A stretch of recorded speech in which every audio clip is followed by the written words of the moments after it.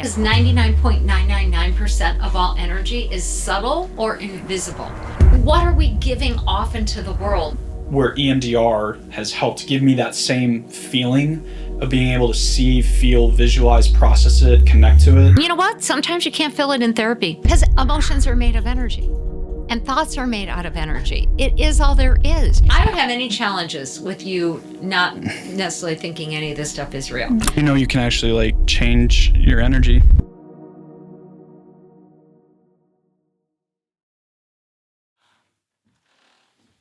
All right. Okay. Which is our topic today? We're Channeling? just gonna kind of Cancer? talk. We'll get to it. Yeah, we'll just kind of talk. Okay. Who do I look at? Me? It's just a conversation. Okay. All right. So tell everybody about yourself. I'm Cindy Dale. I do intuitive energy healing work. I was super psychic as a kid. I saw hard things to see, like dark forces going in and out of my parents. I saw angels. I saw colors, and I thought I was normal. So it took me a long time and a lot of shaming from my family, honestly, to figure out I wasn't normal. But eventually, this is what I do for a living. I see things. I see things usually in my head. I sense, I know, I feel. I was working with a client just today, and I don't normally talk to dead people. And all of a sudden, I was listening to her dead mother. And then a voice came in and said, "Tell her Tom wants to talk to her." So one thing that's kind of interesting about what I do is I never really know what I'm going to do when I start to talk to a client. I don't prepare. I am blank slate. I go up to down. I believe in a God of whatever God is, something good. And I like to go to that level and then just ask for help. And I think every day is really a trust walk to just receive and know I'm going to receive and say and share what I'm hearing, seeing, and sensing, and then hope it goes somewhere. Because as a human, I can't make that happen. What are you doing, honey? Come on up. Come on up. Don't hurt the mic. Come on. There you go. Come on. Come on. You can come up. Come right here. Right here. Hi. Hi. Are you my helper? Yes, you are. Are you my helper? That's it. You can come up. You're getting old. Okay. There you go. Good. You sit here with us. All right. Here's honey. Well, I'm Gabe Pilla, and I'm her son. And I, along with a couple other people, make all the content that you see on YouTube, social media, and, you know, a lot of the content we try to push out through email along with someone else. So how do you deal with working for your mother who does something strange for a living? I tune it out for the most part. Do you tune your mom out a lot too? Yeah. I mean, you know, I know you well enough. I know what you talk about well enough to write copy about all of this and to, you know, take the exercises and kind of build it out, you know. So plus just enough of my own knowledge about stuff to apply it. But it gets repetitive for sure. You know, same shit for the last 27 years. So for me, it's not the same. That's like an interesting comment because for me, the information is different almost every day because I'm aware in my own head of subtle differences between seeing purple this way inside of somebody versus purple this way. And what Honey's just saying, which is like, how come they're not talking about me? Yeah, I guess it's just it's the same bucket for me. It's all the same since I don't really follow anything, more agnostic to nihilistic. So I don't really follow any of the same beliefs. Yeah. You know? So it's just, it all sounds the same to me, though I do understand why people gravitate towards it.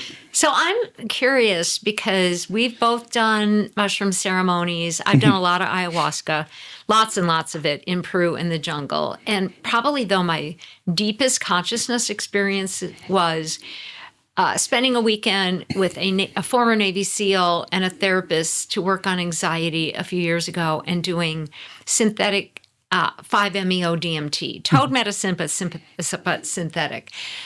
It was life-changing. I really saw and felt what everybody calls the white light, like some presence.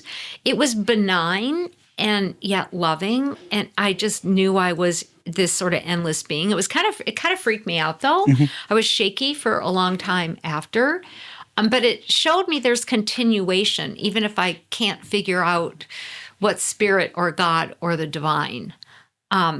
What did mushrooms show you? Was there any sense of anything bigger than you in your ceremonies? Yeah, I've done, 4 trips. The last one didn't take a bunch. It touched on some things, but I didn't really get deep enough on anything. My first one was a very gentle one. Processed some past relationship things. For those of you that don't know, I played college baseball for a while. And, a long while, and you were really good. So I processed some emotional hardships through that, and I think it was more of just the first time, because since I am staying back here with you, we've been talking about past relationship stuff and trauma and things like that, and for me, I've disassociated a lot of my life. Just as a survival mechanism. So it was one of the first times where I started to actually connect back into my body versus using rumination as a survival technique. The second one was after I got done playing in 2023, before I went to Iowa to coach, and that helped me kind of deepen my body experience of connecting to my body, processed through a lot of shame stuff. And I did connect to what feels like the universe. We laid up on the ground and I looked at the stars and they were connecting, and it was super cool, and a ton of awarenesses and things like that. And you definitely feel the presence of love and connected to the universe. And that was probably the strongest I've ever felt that. And then my third one was after that summer of 24, I had done about 6 straight weeks of 10-hour days, almost all commission-based salary, working in baseball. I began the process of opening up more of the emotional depth and trauma. And I was so burned out though, and I was trying to let something go, and I wanted to get over my burnout, and I wanted to understand myself. So I took the largest dose I had, both from a strain standpoint and I took 1.85 grams and mixed with a decently strong strain and stuff. But I didn't peak until we took it together at 8 o'clock, and I didn't peak until 12:30, 1 a.m. Wow, that's a long time to build up. It was very slow build up too. And then I started to climb, and it was good, and I was processing some things that I wanted to process, and that was good. And then it kind of it all hit at once. So it was build up, and then it shot up. And that kind of opened up a lot of child wounds, inner child stuff, work, relationship, mom, dad, really all of it all at once, getting into the core wounds, the core beliefs. And it was too much all at once. I couldn't process it. And I also remember there was actual suicide thoughts that came out of that too, right? Being in so much pain, it's too much pain to bear. Not that I was going to that night, but it kind of, the last year, what that's been unpacking, all the shit that I've been unpacking. You've been unpacking everything, including about me. Yeah. Not just your dad, me, too. Everything. So it was basically, I felt all of that all at once that night. And I still look back at that night and have oh, okay, that makes more sense now. Having the hindsight, and I stopped taking mushrooms not because I don't like them, but because I had no control, right? Like, not in the sense of like I couldn't not take them, more of like the control to like contain or something, what avenue to go down, what not to go down. Where EMDR has helped give me that same feeling of being able to see, feel, visualize, process it, connect to it, but learn how to access it and learn how to decide when to access it. So I feel like that's really important. I started therapy at 19, and that's decades ago. And I've always had this swing with it. Like I go in, I go deeper, and then I get like a satiated feeling like that's as much as I can work through right now. I need to go do, I need to go live. So I wouldn't, for me, call it start, stop. It sounds to me like the one mushroom trip just blasted you. Yeah. And then you've had to unpack since then. That's really hard. That's painful. Yeah, it was a lot. It just all happened all at once, and it led to a bunch of things too that, like, it opened up so much stuff before other things started opening up too. So, but I mean, what do you feel like the difference is between what you do and what, so I'm in DBT and EMDR, and EMDR is like the bottom up approach, right? Right. Like dig you dig open underneath. DBT is top down approach, which I've liked having both approaches. What do you feel like is different from therapy and what you do? So as somebody who's gone through decades of therapy, I've done mainly family systems. Honey, stop it. Hi, come over here. You're not being ignored. Come here. What do you do? You bark. He's my barker. So I've done mainly family systems, Sufi therapy, energy therapy. I've done EMDR. I've done something called voice activated response. So I've taken a lot of approaches plus medicines, sacred medicines. What I do, to me, energy healing is in the middle of everything. Energy healing is in the middle. It brings up emotions and it can help resolve them, but sometimes people need to go deeper with an emotional therapist. Healing can reveal where the dysfunctional beliefs are and it can connect somebody better to truths. But sometimes people have to own the need to discipline their minds and their thoughts. It often partners really well with Western medicine. I work with a lot of cancer people who get better. Their counts get better.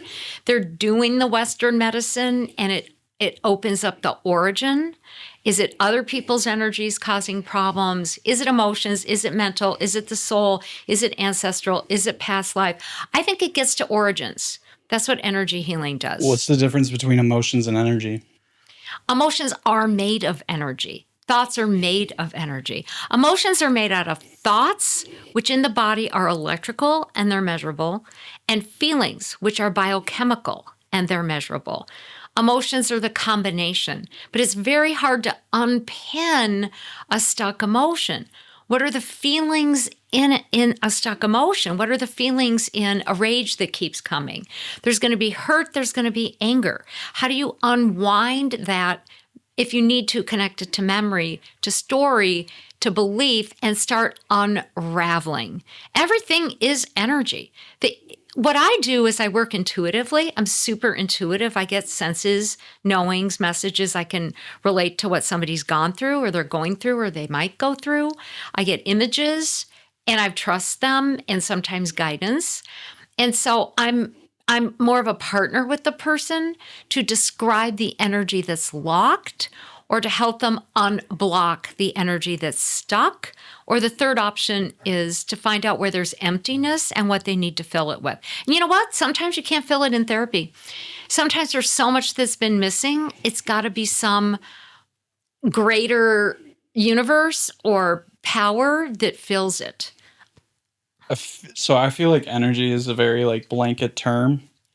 Can you define it more? Frequencies of sound and light that hold data. And how does that play with our bodies on a given level? Okay. All right. Well, we switched spots because Honey keeps barking. So. Honey wants Gabe, not Mom. And then we're going to get Carl. And pretty soon we're going to get Garfield. We have you love me today. So everything is energy. It's a neutral concept. Energy's information that vibrates. That is it. Your shoes are made out of energy. The cut you have on your leg is made out of energy. Honey, Carl, their thoughts, everything is absolutely made out of energy. The key to what I do is I'm sort of more of an expert on the energy we don't know how to get to, because 99.999% of all energy is subtle or invisible. And people aren't in touch with their invisible energy. They're not in touch with the emotions that they're not feeling on a day-to-day basis. They're not in touch with why they have an addiction. They're not in touch with, kind of what's underneath their desire to wear red all the time. They're not in touch with the invisible stuff. And my own progress through life, working through deep, deep trauma, both parents alcoholics, my mom sexually abusive, just craziness, mental illness in the family, craziness. I don't even have a good word for it all, but crazy. Just not good. I did traditional therapy, family systems therapy, and sooner or later, and I still do therapy. I still look at it from a family systems point of view, myself and my child work, if you would. But I also know that I have to go into the invisible and I have to decipher who I am at that level. So that's basically what I'm helping clients do. How do you, I guess my question is, oh, you're moving. Okay. I guess my question is how do you know energy impacts emotions and everything? Because emotions are made of energy and thoughts are made out of energy. It is all there is. Think of it as there aren't even packets of energy. There's not even particles. Everything's a wave. It's just what are we giving off into the world? What are the fields of energy based on our programs that are negative? And I work with the chakras because the outer wheels of the chakras hold the negative programs and waves. But what's underneath those that hold our true essence? Can we activate that and heal the dysfunctional waves of energy of just sound and light? And can we open up our truths? I think everybody has what they need inside. Can we get in deep enough to get there? Can we be loved enough to start loving ourselves, to start believing that we're actually worthwhile? How do you know you can actually change your energy and things like that? I've changed my energy. I've helped clients change their energy. I have clients write me and say my cancer's gone, or my counts just went down right after a session, or my heart unblocked. I had a older client who I worked with who was going to have bypass surgery, and within 3 days she had new blood vessels grow and she didn't need the surgery. Now that's the miracle stuff. Most things aren't miraculous. The body will respond because the body's made out of energy. The template for the physical energy is the subtle energy. And it's not just good, it's got programs in it because I've experienced it myself. I had 2 years in a row. This year I had a great breast exam. I go every year. 2 years in a row, I had what they call positive breast exams, which are not good, meaning potential tumors. There were growths. I saw them on the first of the tests. I did work the week in between. The first year, the first growth completely disappeared. And the second year, it disappeared when I was in retesting it. It just went away. The growth we were looking for on the ultrasound just completely disappeared because I asked for help. I think the biggest thing is we don't know when we grow up in dysfunctional systems that we can ask for help, and there's invisible help. Because some people might watch that or listen and be like, it sounds too good to be true, right? How do you apply chakra systems to something like practical, I guess. So first of all, it's not good to be too good to be true because you never know what's going to happen. You don't know if something's going to if there's an antidote or a cure.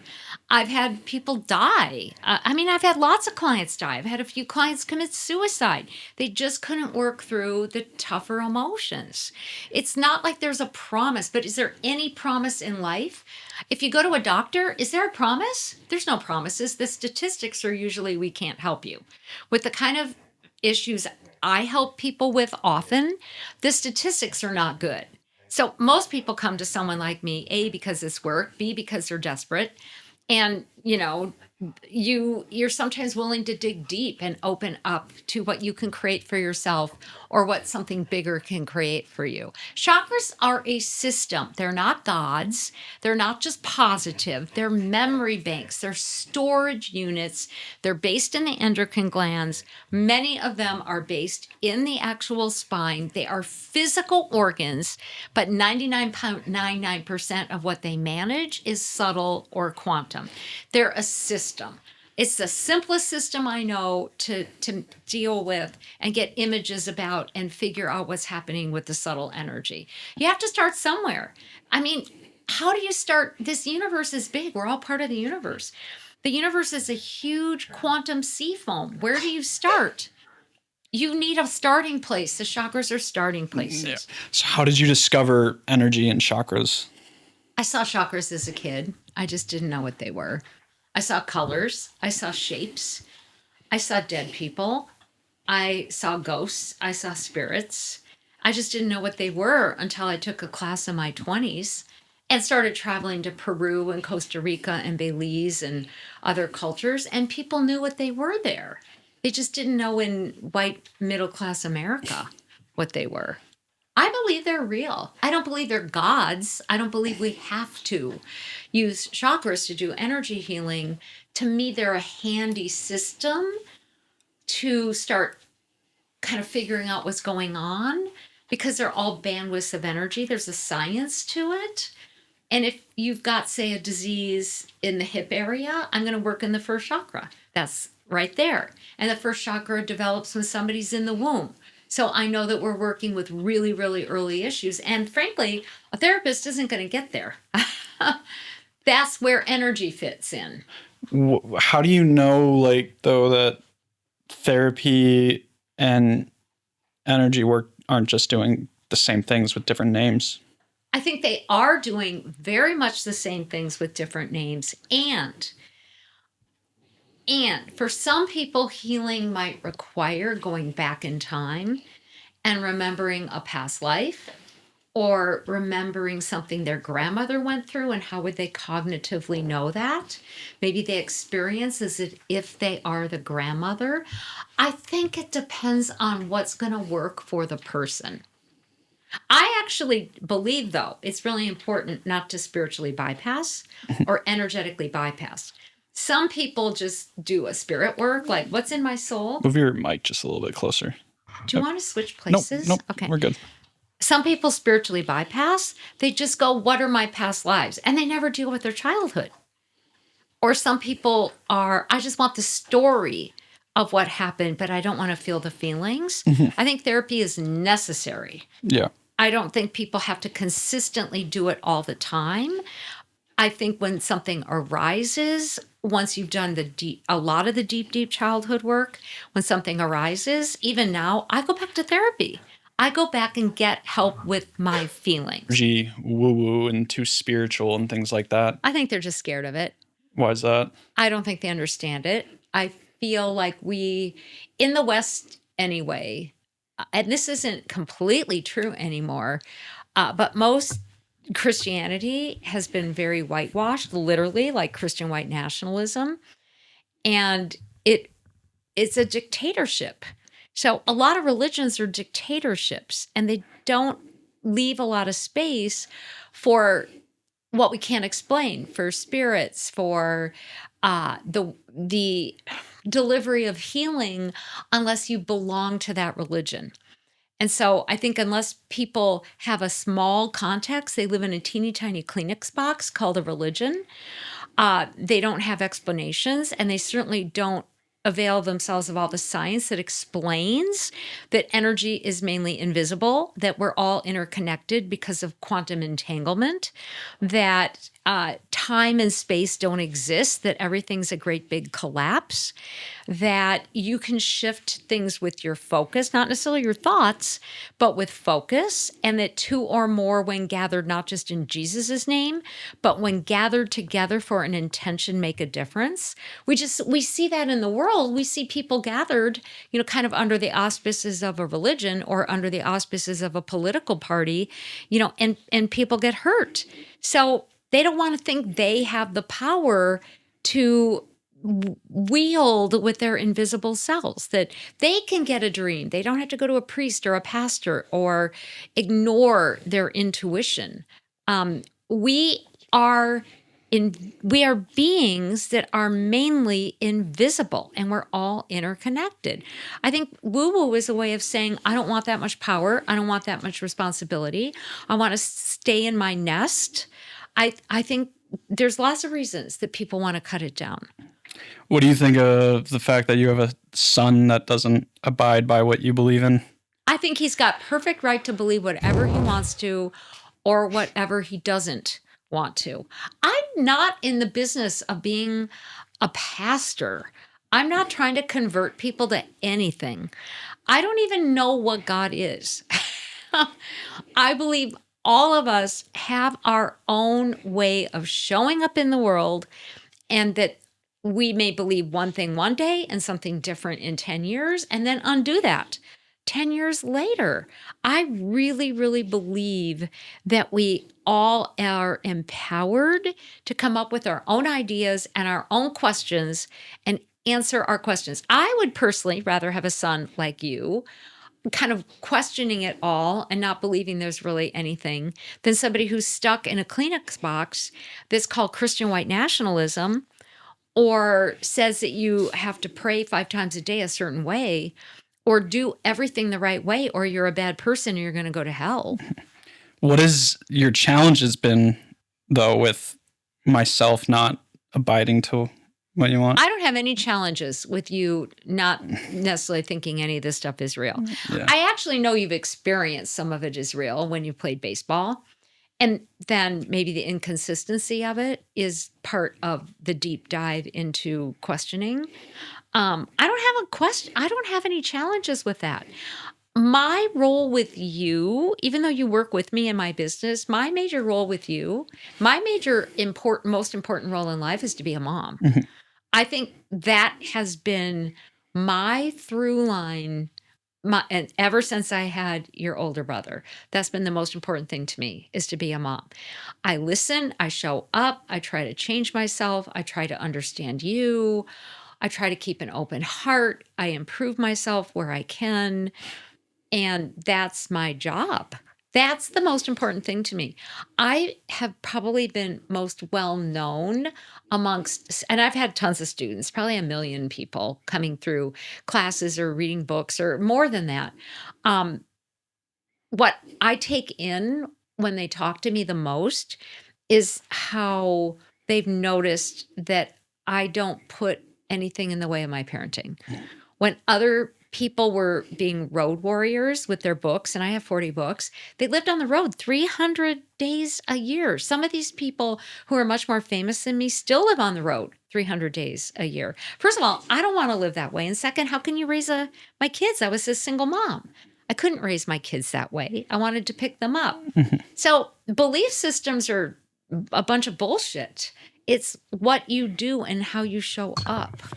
That's what matters. I could die and then just go, oh, there's no God, but I'm going to float around for a while. I don't really know. Yeah. How do you feel like energy work has helped you as a mom? Oh, it gives me clues. Sometimes I'm actually rescued.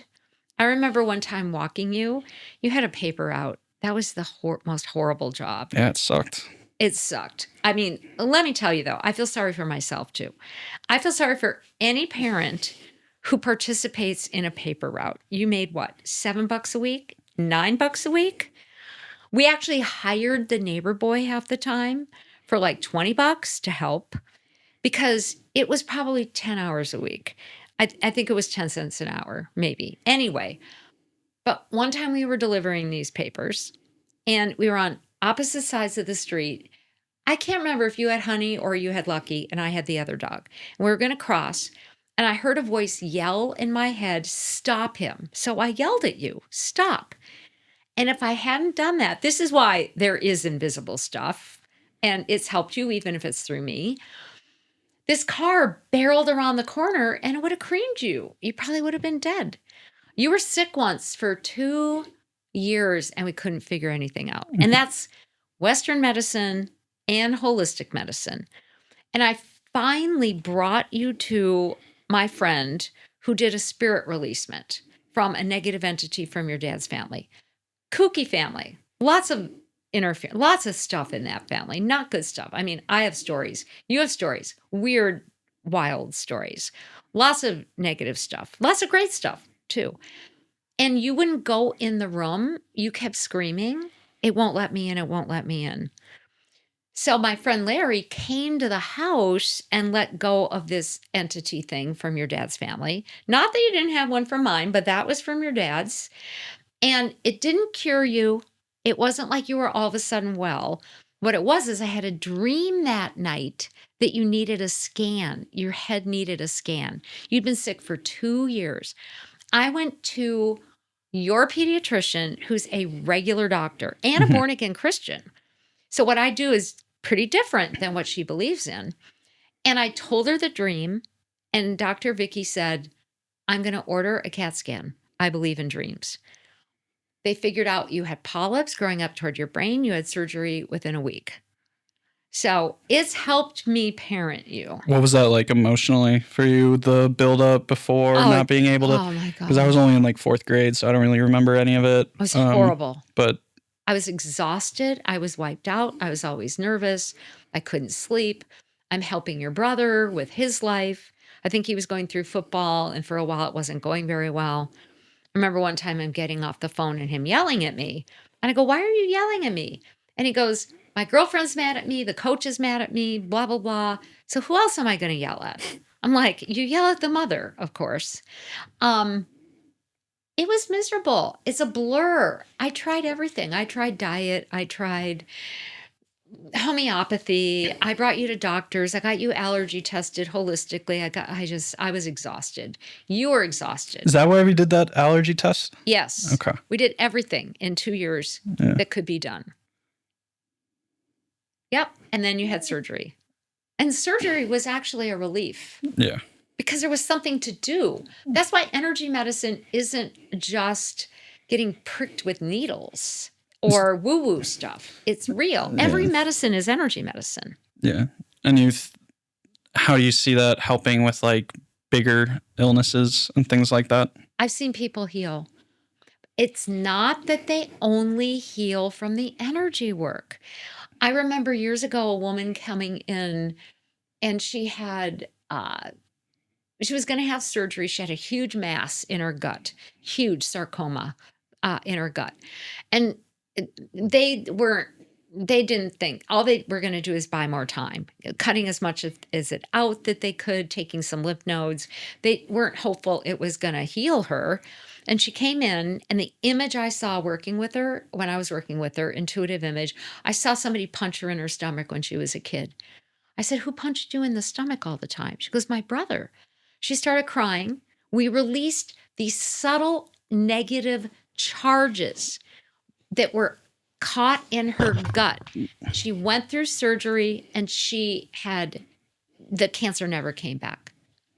So it worked because she changed the energetics, the emotions. She got rid of her brother's energy. I said, when you go in, let the surgeon cut out your brother's energy.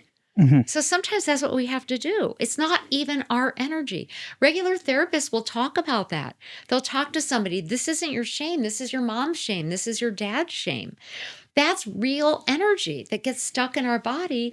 It'll create growth. It'll create emotional turmoil that aren't even our feelings. It will create dysfunctional beliefs. It will attract addicts, or you'll become codependent, or you'll become an addict.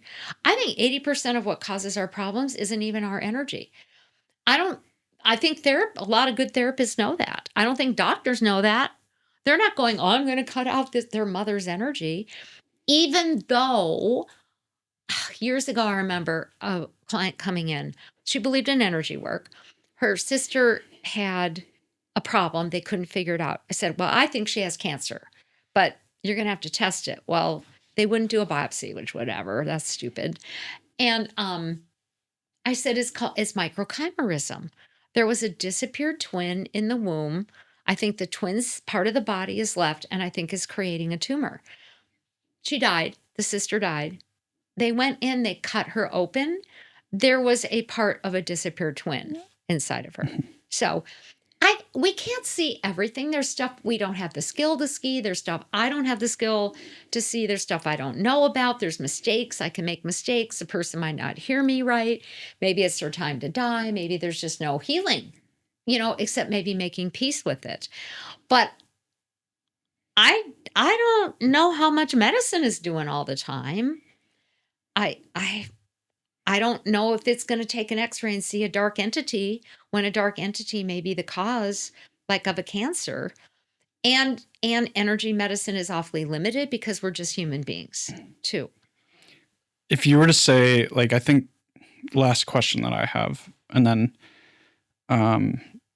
if there's anything else you want to say after it, but I guess, what would you say to somebody that's on the like verge of like maybe reading a book by you or someone else, or exploring more of the spiritual aspect of things? Well, my books aren't very readable. My books are like energy textbooks. I have a lot of people love my books. They have to study them, and they're a language that speaks to the soul and the energetic minded. So where would you tell someone to start? I would start with some of the cool, like Zukov books on quantum physics. I would go with a really simple book that, like Jonathan Livingston Seagull, which is really old, by Richard Bach. I would start with stories.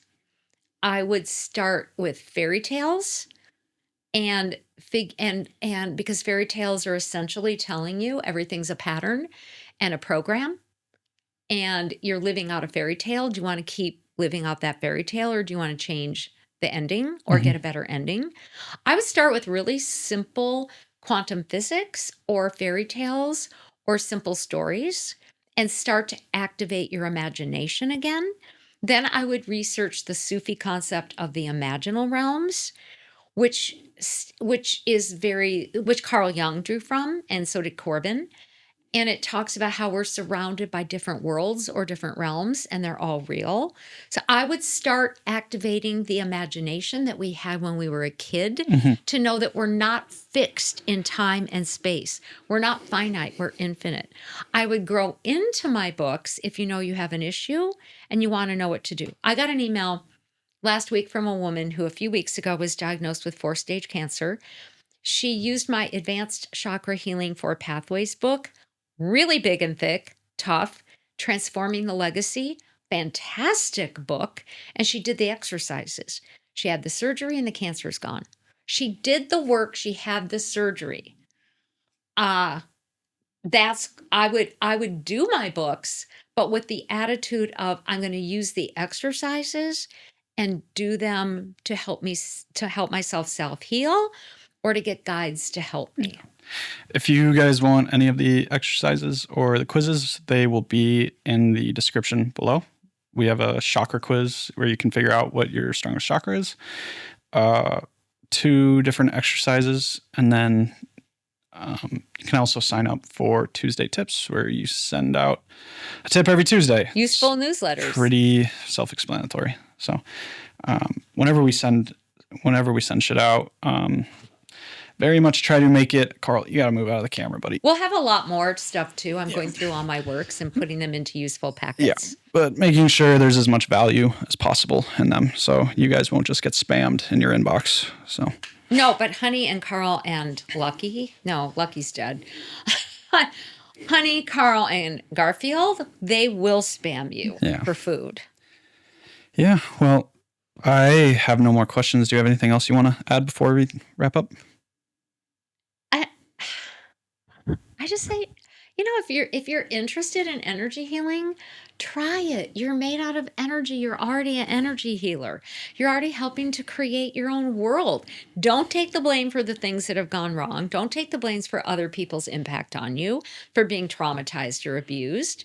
You're just made out of energy and soul. And I think you can just start small, reactivate your imagination, play with your intuition, and start to have some fun with it too. Yeah. All right. Well, thank you guys. This first episode of an unnamed podcast that we don't have yet. And maybe we'll never name it. I don't know. But yeah, we'll be doing this a lot more. So you guys will see this soon. All right. Thank you.